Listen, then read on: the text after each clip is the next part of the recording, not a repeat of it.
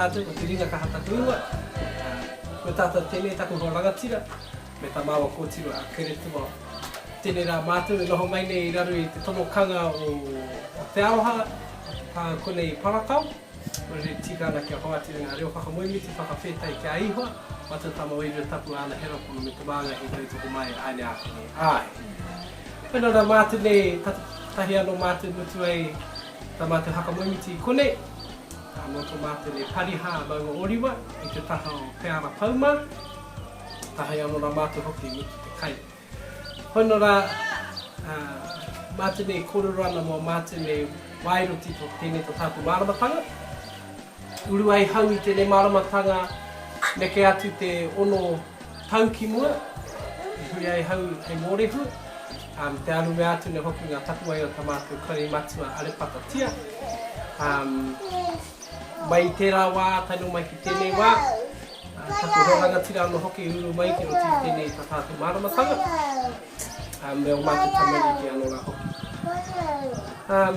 No kone anō hau no manga tāhia nei. No pātata nei ki parakau no pakotai. Tini nei o mātou karanga hapu I roti te riwa manga kāhia, tā mātou hapu ko Ngāti Toki. I kone I parakau nei I tēnei taha wā mātou ko Ngāti Terino. He wāhi a tāhua tēnei kia mātou, tēnei te wāhi haere mai te pāpa, a tahu pōtiki Wairua rāta nei I wera tau, toru te kau e nā takiwā. I haere mai ia ki kone I moe atu ia I te takiwā o te pāmu o ngā terangi, ki te kiore. E reira tai apa tiana te wāhi I moe atu o te pāpa. Hei te tumaraka nā hoki rā huitia I tērā whenua hei whakatū whare whakamoemiti mo tēnei rohe o mga kāhia. E mate atu tō mātou Apotoro rehita a hāpeta hau I tērā tau. Whana horakau he Apotoro rehita I kone I tēnei wā, engari māua ko tohu te Apotoro rehita o Whangarei, a hau nei Apotoro Wairua. E haere mai nei a marama te tautoko nei ngā whakamoemiti mo te tiri o mga kāhia. Whana rā, tēnā pēr. Hani tēnā māku mo tēnei wā, ko wātu te rāka te aku. Tēnā koutou katoa, ko Puataata te o tōku ingoa. I te taha tōku māma, no hokianga, no manuka hoki, te rarawa te iwi, te taha tōku pāpa, no ngā te tūpare tōki korero, no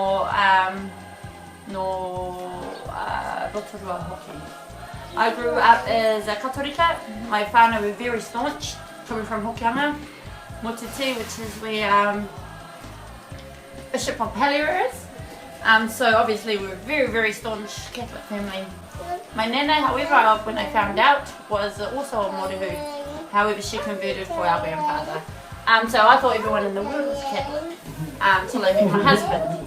Had no idea what Morehu was or what the Maramatanga was, but when I was ready, it was lovely.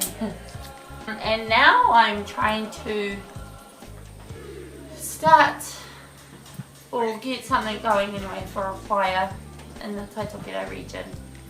For our Whangarei pariha, te reo o te Morehu. And it's going slowly, but going.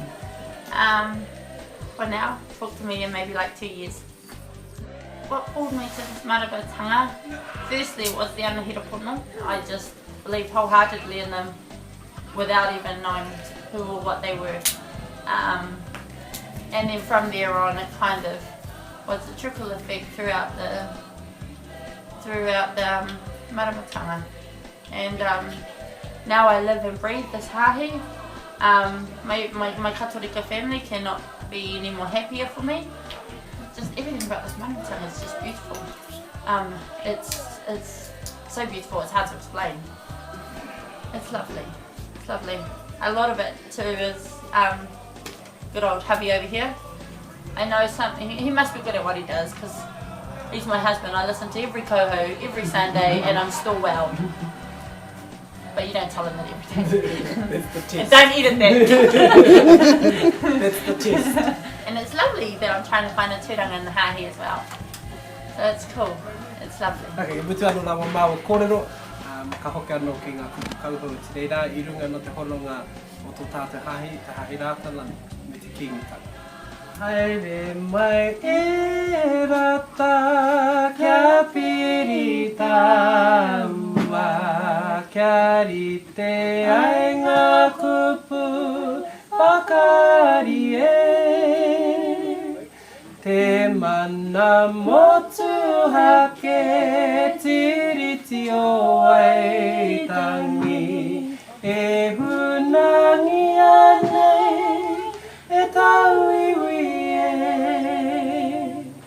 e hara taku mahi kia tuhau hei kingi ko koe anō e rata te kingi Māori engari ko ahau anō hei poropiti hei tohu huarahi mo te iwi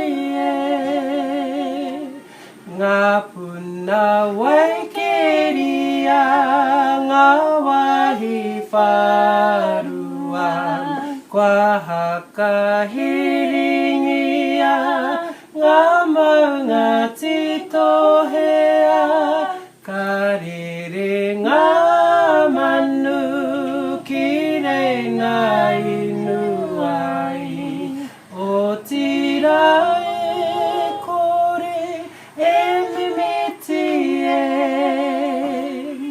kia kaha piu piu kumea mai ngā iwi ki roto i te tikanga te ora e ngā mano i ahau ngā mano i a koe ka oti ngā mahi Rori tango tātou ariki, matu tama Wairua tapu ana, hena pono, te maanga he kai tōtoko mai aina.